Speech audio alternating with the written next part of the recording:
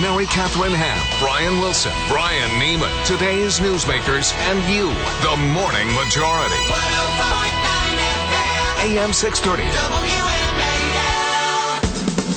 7:37 on the Morning Majority. We have KT McFarland with us this morning, Fox News national security analyst, and I am glad she's here this morning. She's also host of DEF CON 3 on live.foxnews.com. That is today, Wednesdays, 2 to 3. You may want to check in because there's a lot going on. KT, how's it going?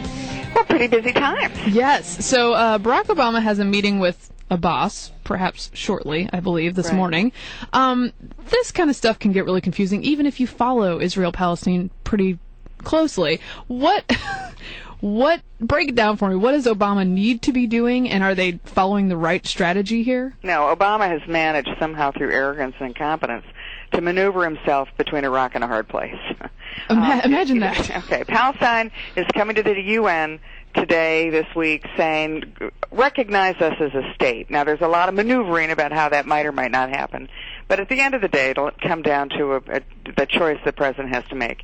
If he vetoes Palestinian statehood proposals, then he's a hypocrite, because a year ago he said, we want to welcome Palestine to the UN a year from now, and we're going to be able to do it because we're going to forge a Palestinian-Israeli peace. Well, it hasn't happened, again, through incompetence and arrogance on the part of the administration. And so if he vetoes Palestinian statehood, he's a hypocrite, and the Arab world turns on him. That's the argument. If he doesn't veto it, then he is doing what no president has ever done, which is throw Israel completely under the bus, to turn his back on Israel and say to everybody in that region, open season on Israel. And also, politically, he probably loses key states that have large Jewish votes. Very similar to what happened in New York 9 last Tuesday. And a lot of those people in New York 9 are the same people who vote in Florida.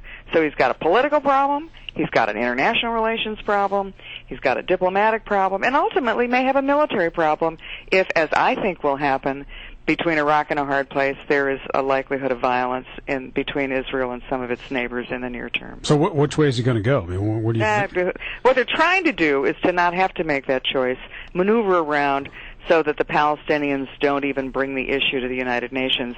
I think that's a Hail Mary pass. You know, KT, I'm reading here that John Bolson, former U.S. Ambassador to the United Nations, says that this is a fantasy effort and it ought to be treated that way. He goes on to say, and this is the thing that caught my attention, the U.S. could have stopped this a long time ago. Yeah. I put a lot of blame here on the Obama administration's incompetent diplomacy. He goes on, let me just one more, it's a great quote here. And I would tell the other 190-plus members of the United Nations, if you vote for a declaration of Palestinian statehood, the United States will defund the United Nations, period, close quote. Well, that's what President George H.W. Bush did when this issue came up in the late 80s, early 90s, was he threatened to cut off aid to the UN, which means the UN doesn't have its main backer and check writer, and he threatened to cut off aid to the Palestinians, and the issue went away real fast.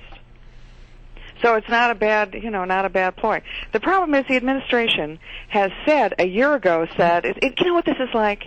This is like Yogi Berra pointing to left field before he steps up to the bat to hit a grand slam homer, and he hits the ball exactly where he says he's going to hit it. Okay, this is like Obama going up, pointing to the field, and then striking out. All right. Speaking of striking out, the administration, which ran on the platform they were going to close down Guantanamo Bay and then never did, Eric Holder out yesterday in Europe saying, hey, we still plan on closing this thing down. We want to close this thing down before the elections. That's just a pipe dream, right? I mean, yeah, this is the dog digging for the bone that isn't really there.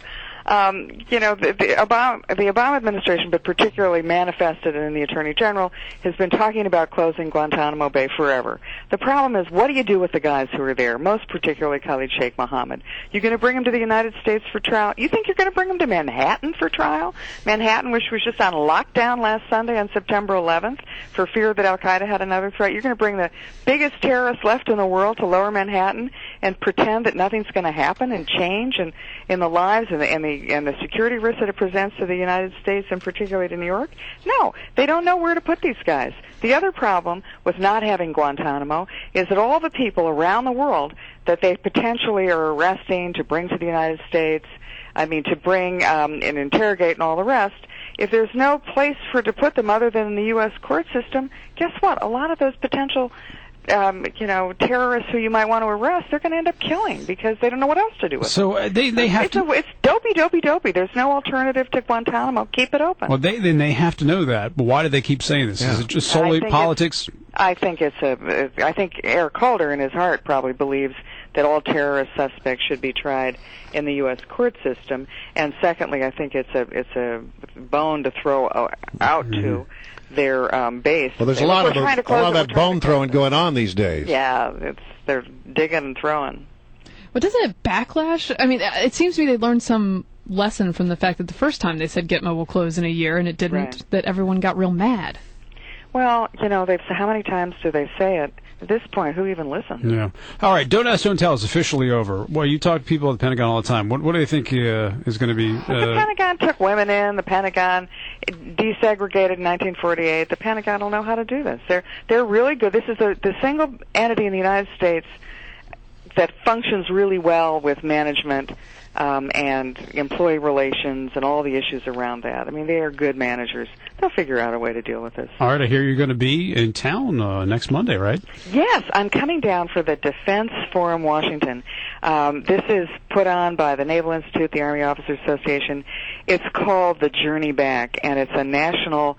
it's to talk about all the programs available to and the strengths and weaknesses of returning veterans, but most particularly wounded warriors. How do they and their families integrate back into society? How do they get jobs? How do they get the kind of medical attention that they need? And it's really and for me, the personal interest is we didn't do this after Vietnam, and I think it was a stain on America's soul, and we're going to do it right this time. So it's Monday, September 26th, at the Ronald Reagan Building all day, and you can go to defenseforumwashington.com and find out all the details. Okay, we'll link that up on our website as well. Feel free to drop by. We'd love to see you.